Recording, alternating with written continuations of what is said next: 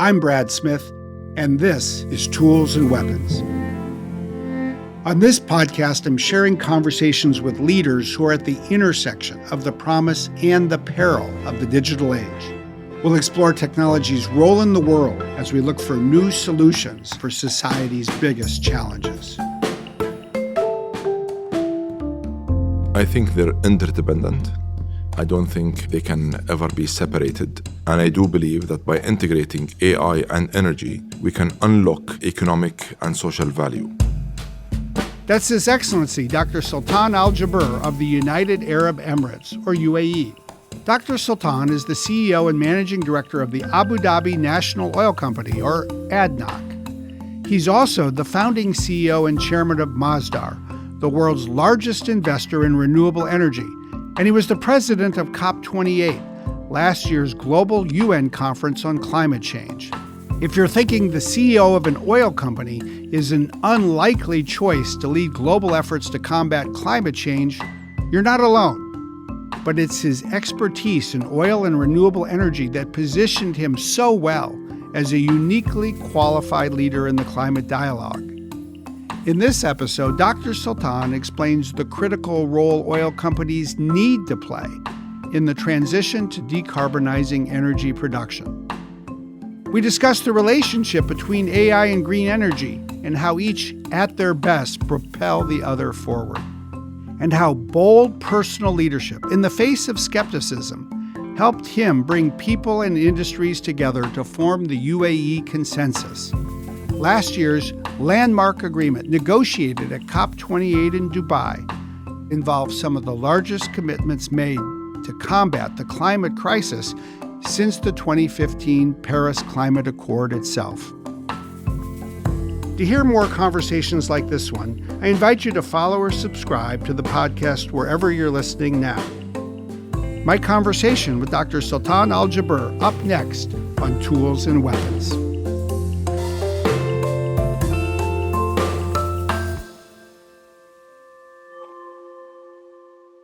Well, Dr. Sultan, thank you for joining me here in Redmond, Washington. You've been here for the CEO Summit that we hold every year, and this is an opportunity to share with the world, if you will, a little bit about what we're all talking about. And as is the case, I feel like everywhere, part of what we're talking about is the environment, the future of planet Earth. And you have played a unique role. Not only have you done such important work leading ADNOC, the Abu Dhabi National Oil Company, but I'd love to ask you a little bit about the 2 years that you spent working as the president of COP28, a COP that was in Dubai last December, one that people questioned, would it be successful? Could it possibly lead to a breakthrough? And it did. This work that you did was not all new to you. I mean, you've been focused on the energy transition in particular throughout so many parts of your career. Can you share with us a little bit about the challenge you took on when you took the leadership role at ADNOC itself? How did you think about what you needed to accomplish?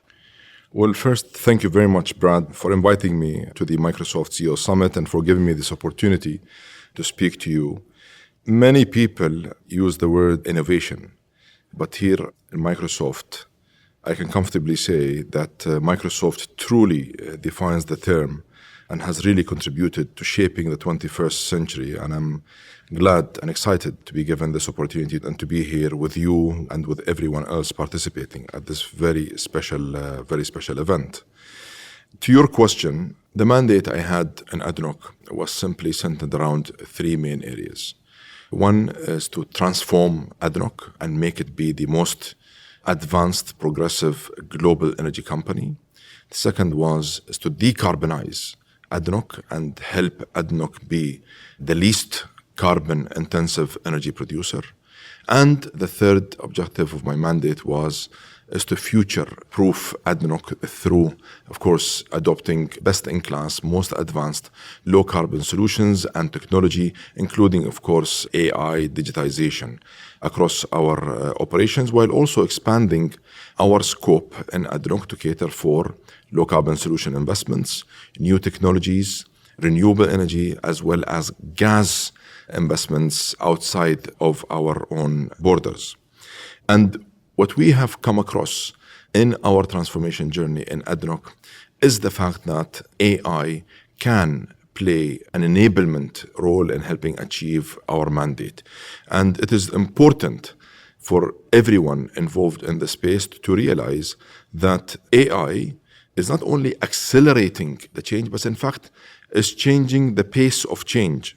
And if we take a step back, there are three megatrends that will shape the future of humanity over the next 10 years. And they are as follows. One is the transformative growth of AI. The second is the way the energy transition is being translated. And the third is the rise of emerging markets and the importance of including the Global South. And I think if we integrate the AI and energy sectors more effectively, we can reduce emissions while we ensure sustainability and prosperity through driving social and economic value everywhere. In our view, globally, there are 1,600 large data centers that currently consume 400 terawatt hours of power. And we all know that this number will double by 2030, adding 700 terawatt hour in demand. That is the equivalent of the entire electricity consumption of Canada. Meeting this demand would require a huge amount of energy. For example, we will need not less than 20 to 25 nuclear reactors to be added in the US only to meet this growing demand in energy. And we know that is not going to be an easy task to deliver. And of course, given the intermittency and storage challenges of renewables, we will need up to 200 BCM of gas annually to bridge the gap. And of course, we need AI to help the stabilization of the grids and the upgrade of such existing national networks, as well as the fact that we need to start thinking how do we integrate baseload and intermittent power as part of our grids to help ensure the stability of our supplies. Our collective challenge is going to be centered around making this system also as close to net zero as possible. And we do believe that AI is a huge part of the answer. In fact, AI, in our view, is going to be a critical success factor in helping achieve that. Here, I'd like to add another point. While I fully appreciate that the discussion have been very much centered around our ability to meet that growing demand through generating more electrons, we need to start focusing on how do we generate more electrons by being efficient and by optimizing the current energy system before we start thinking of the new energy system. I promise you, saving electricity or electrons today is going to be much cheaper, much faster, and much easier. So it is our view that we need to start thinking how do we make the current energy system as efficient and as optimized as possible while we continue to think how we build the new energy system that is low carbon.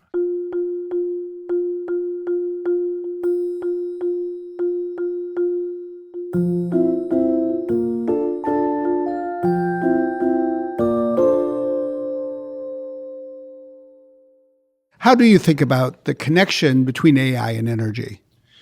Well, I think they're interdependent. I don't think they can ever be separated. And I do believe that by integrating AI and energy, we can unlock economic and social value. AI is already impacting the demand side of the equation. AI can make grids smarter through predictive analytics. And of course, more can be done on the supply side with AI to help integrate renewable energy and other energy sources. And we should, of course, apply machine learning, energy management systems, and digital twins to every energy-intensive process. And in ADNOC, for example, we already do this. We are already applying AI, and we have been able to reduce our emissions by 1 million tons in only 2023. And of course, we also delivered and created stranded value in the process. There is, of course, much more we can do, and demand from the AI sector is, in fact, creating a very unique investment opportunity for developing a new energy system. And like I said, in the UAE, we have been viewing this as an opportunity for us to create more relationships and more partnerships. And we are currently exploring many new opportunities of co-investments, renewable energy projects globally. And our objective here is to make more green electrons available for this transformative growth of AI worldwide. We were in the United Arab Emirates as an energy country. We embraced the energy transition very early on. We continued to invest in reducing our carbon emissions from our current energy system, while we started investing in low carbon solutions and in renewable energy. And because we do view the integration of AI and energy and AI as a new opportunity and, in fact, a critical success factor, I intend to convene the key players in technology and in energy in Abu Dhabi in November, ahead of ADIPEC and COP29, to drive solutions for the AI's energy needs and to develop solutions from AI to reduce emissions and to unlock value from the current energy system while we continue exploring building the new energy system.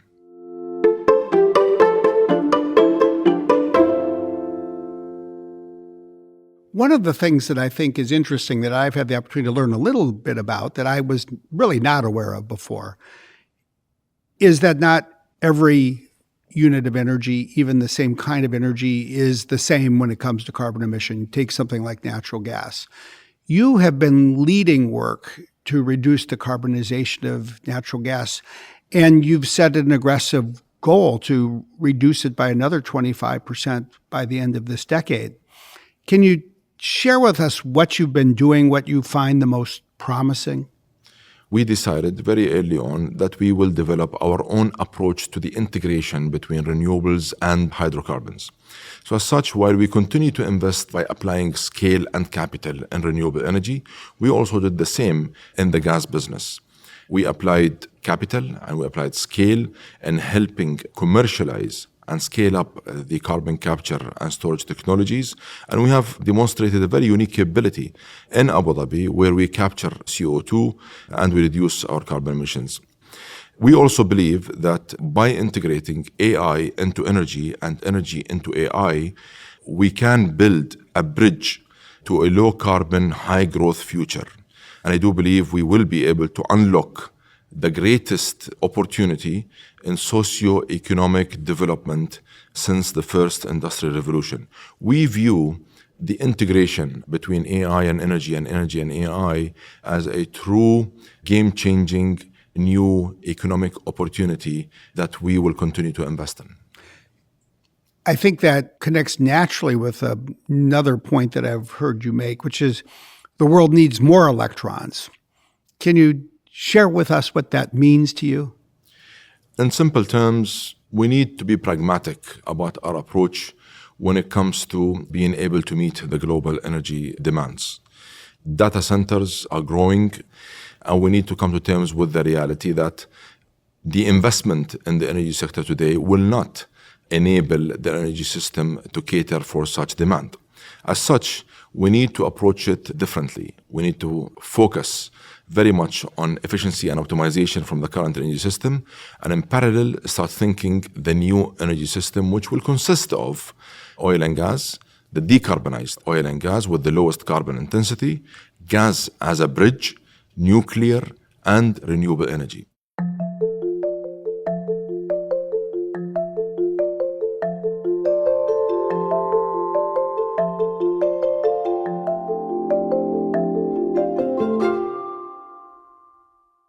One of the interesting things I think about ADNOC, as well as the role that you took to bringing together everyone for COP28, is that this energy transition, a transition that requires more energy, not less. It's worth remembering we still have 700 million people on Earth that don't yet have electricity at all.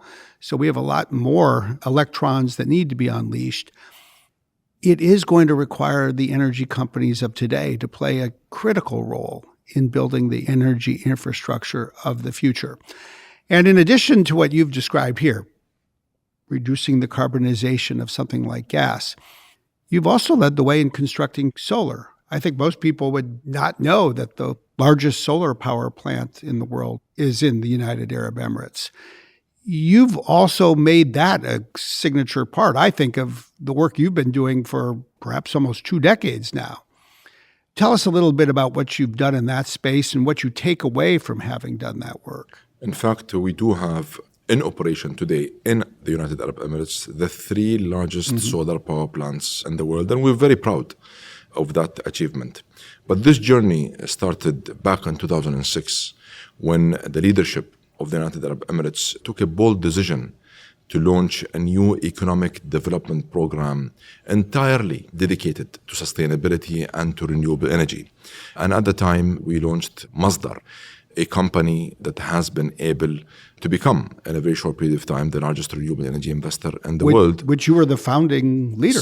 Exactly. I was the founding CEO, and I continue to serve as the chairman of Masdar. And we're very proud of its achievements. Today, Masdar possesses about 26,000 megawatts of operational assets, and we staying the course and expanding our portfolio to 100 gigawatt worth of green electrons from all renewable energy sources across the globe. Masdar is already in more than 40 countries, and we are continuing to invest around the globe in all renewable energy sources. So to that point, the reason why we were able to do this is simply because we understand the dynamics of energy, and we know that renewable energy will continue to play a growing share in the global energy markets. And because of our interest and our genuine intent towards continuing to play a global, responsible and reliable role as a global energy supplier, we invested in renewables, and we continue to apply capital and scale to help advance the technology, reduce its cost, and enhance its efficiency. In parallel, we invest in gas. And recently, over the past couple of years only, we've started investing in large-scale gas developments. We believe that gas is considered to be a low-carbon solution. And with that, also, we apply carbon capture and storage to help decarbonize the operations of those gas developments and to continue our role as a responsible energy player. One of the places I've had the opportunity to visit near Abu Dhabi is called Masdar City, and you've played an instrumental role in what is going on there. Can you share with our listeners what is going on there? Yeah, well, let me just take a step back first and explain to you how the Masdar City concept came about. In 2006, when the leadership of the UAE took a bold decision to establish this new economic development program entirely dedicated and focused on renewable energy and sustainability, and we launched Masdar as a progressive, advanced energy company that will pursue the advancement and the deployment of renewable energy technologies at scale. One of the main pillars was to establish the ecosystem that will bring together the policymakers, the financiers, the businesses, the philanthropists, those who want to incubate technology in one place, in one space, under one roof, for them to rub shoulders against each other and generate new ideas and help commercialize and advance those technologies. And that was the rationale behind establishing Masdar City. And I'm proud to say that Masdar City has become a true destination. In fact, it has become a premier destination for those who are interested in clean energy and renewable energy technologies. Today, it houses more than 4,000 small and medium-sized companies from all over the world, as well as Mohammed bin Zayed University for Artificial Intelligence, a homegrown graduate-level university entirely focused and dedicated to AI. And it also houses IRENA, the International Renewable Energy Agency, an intergovernmental agency supported by the UN and its member states for it to promote the adoption of renewable energy. So Masdar City is a true important pillar of the overall Masdar vision, and it has become a true landmark globally as a catalyst for the advancement of renewable energy.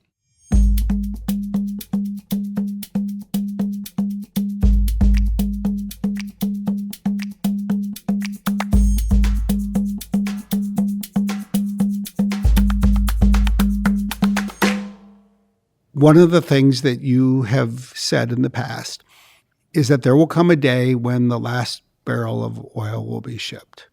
And I think for most people who might be listening to this, they would think about that moment and assume that it would be a good day for the planet and a sad day for the countries that are oil producers today. But that's not the way you've described it. How do you think about that? In fact, that was a statement made by His Highness Sheikh Mohammed bin Zayed Al Nahyan, the President of the United Arab Emirates. This was back in February 2015 to the World Government Summit. Back then, His Highness was Crown Prince. He took stage and he made a call to action, which have become really a comprehensive policy of how we conduct business and develop our investment strategies in the country. He simply said, I want us to celebrate the delivery of the last barrel of oil. And that became a policy for government institutions as well as the private sector. And that was a call to action where everyone stepped up and geared up towards that goal. And that's why we started investing in low carbon solutions, advancing in new sources of energy, as well as a very ambitious, bold approach to investing in technology across the spectrum of business. You were not necessarily the obvious choice to be the president of COP28. And yet you dove in, and it was a challenge, I know. There was so much that went with the role. Inevitably, every year, but more so given the role that you had played, that you do play with fossil fuels, there were many skeptics. There were many critics. But you persevered. What was that journey like for you? Well, I must say that this wasn't the easiest task I've had in my career. In fact, to be honest, this was probably the most complex, the most challenging responsibility I've ever had in my career. Having said that, it was a very rich experience. It was a personal challenge. And while I had real and true genuine interests in helping address this global challenge, I also took it as a personal challenge. And at the end, the perceived conflict of interest turned out to be an asset. In fact, it turned out to be what have enabled this success story at COP28. It was our ability to convene the world. Mm-hmm. It was our ability to speak a pragmatic, practical, realistic language with everybody. It was our ability to reach out and to bring everyone under one roof. And it was the inclusivity approach that we adopted throughout the journey of hosting COP28 that have enabled us to deliver such an unprecedented outcome.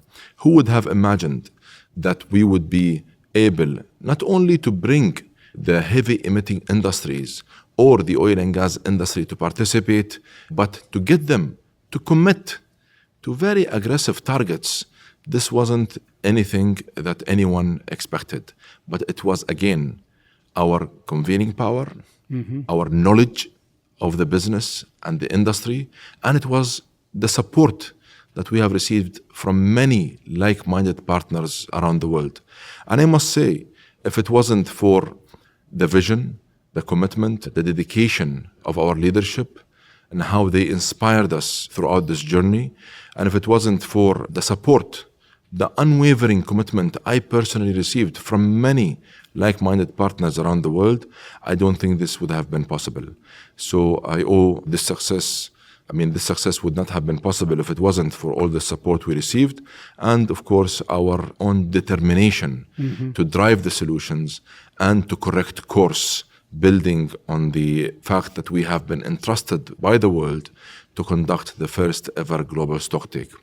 I must say, when I reflect now on the journey of COP28, this was a great experience for us as a country, for us as the presidency team, and for everyone involved.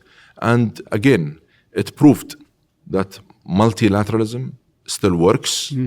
And given that we come to the table with the right mindset, being positive, and by allowing for unity and solidarity to be what will make things happen rather than allowing polarization and pointing fingers. I must say that COP28, through the UAE consensus, was a game-changing COP. The result was unprecedented, and we continue to stay the course. We continue to be determined to help advance this agenda and to find the necessary solutions to make the world a better place. The breakthrough that resulted has been called the UAE consensus. For all of us, could you tell us a little bit about what that consensus embodied? COP28 was a paradigm shift. And that was what we really intended to do by hosting COP28. COP28 succeeded against all the odds simply because we decided very early on to really understand the root cause analysis behind global warming, climate, and the lack of progress since the Paris Agreement. And we decided also very early on that we wouldn't kick the can and that we would confront the challenges and help address this global challenge as a true global citizen. And we did not shy away from any issues, and we decided that we would do this by being very inclusive, and we did indeed include everyone from everywhere in helping shape the vision of COP28. As such, we decided very early on to go on a fact-finding mission. I simply traveled the world. I met with everyone, any potential stakeholder to the COP process we had the chance to meet with and to discuss and to engage, starting from public and private sector, governments, policymakers, think tanks, NGOs, civil society, indigenous peoples, youth.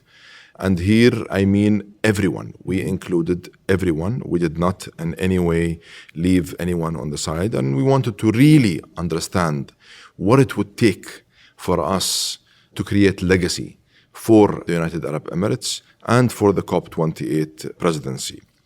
We also decided that we will step into the arena and that we wouldn't allow for us to be seen sitting on the sidelines of this discussion.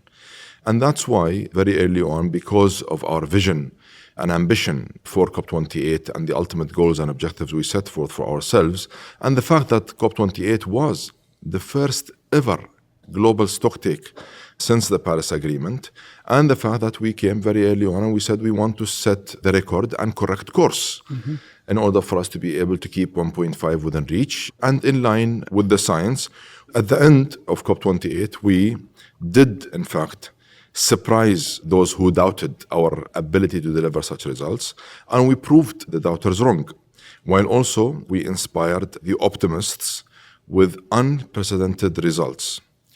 The UAE consensus made history by delivering the first COP to include text on a fair, just, orderly, and responsible energy transition.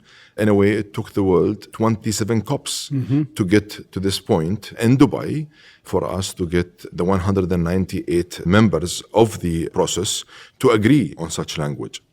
And it was the first COP to lock in renewable energy targets and efficiency targets by 2030. And it was the first COP to address the loss and damage and to establish the loss and damage fund and start operationalizing it and activating it and to start filling the fund. And that happened on the first day of COP28. Of course, we were the first to set a 2030 deadline to end deforestation. And we were the first COP that have established a parallel track to the Conference of Parties, which we also called the COP, but here we mean Conference of Partners. Partners here were represented by business, private sector, philanthropy, technology companies, financiers, and many that were not originally and initially included as part of the COP process. And it was this meaningful and truly meaningful way of engaging and including everybody that have helped shape a different understanding of how to conduct the COP and how we integrate business, private sector, and philanthropy as part of the process to deliver unprecedented results.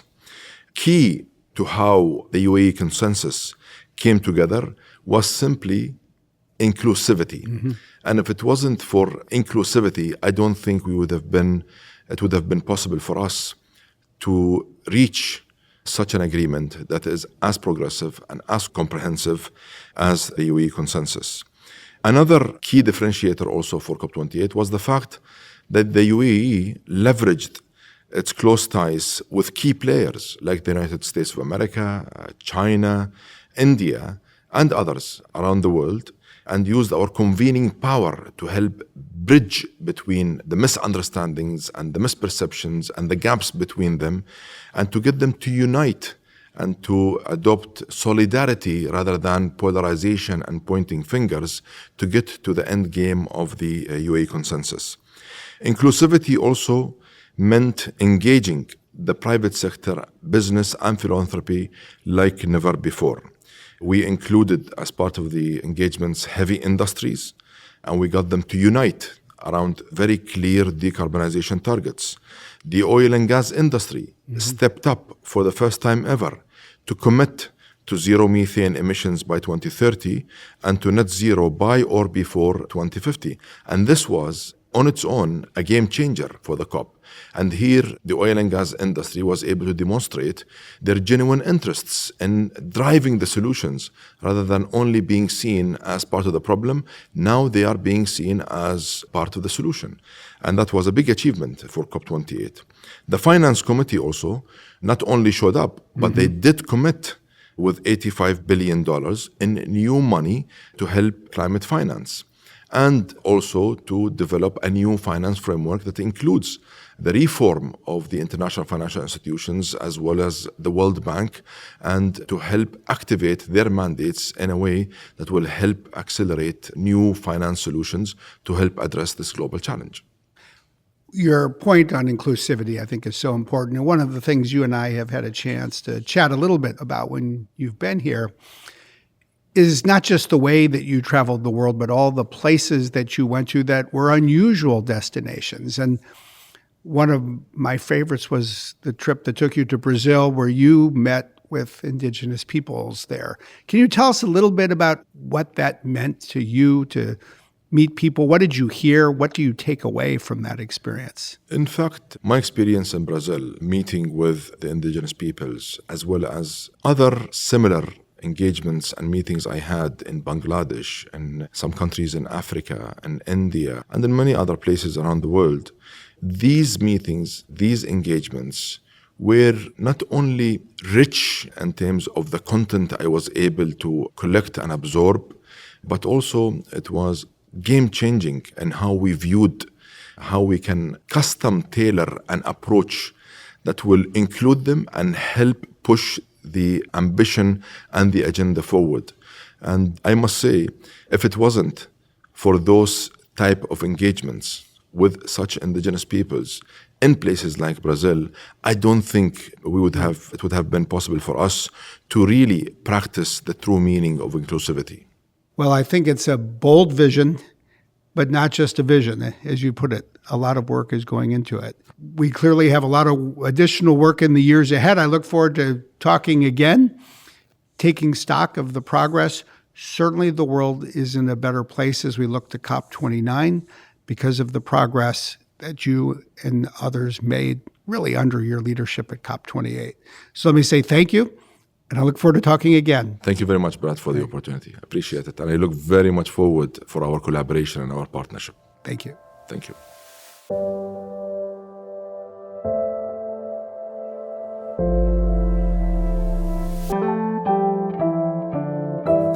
You've been listening to Tools and Weapons with me, Brad Smith. If you enjoyed today's show, please follow us wherever you like to listen. Our executive producers are Carol Ann Brown and Aaron Teesey. This episode of Tools and Weapons was produced by Karina Hernandez and Jordan Rothlein.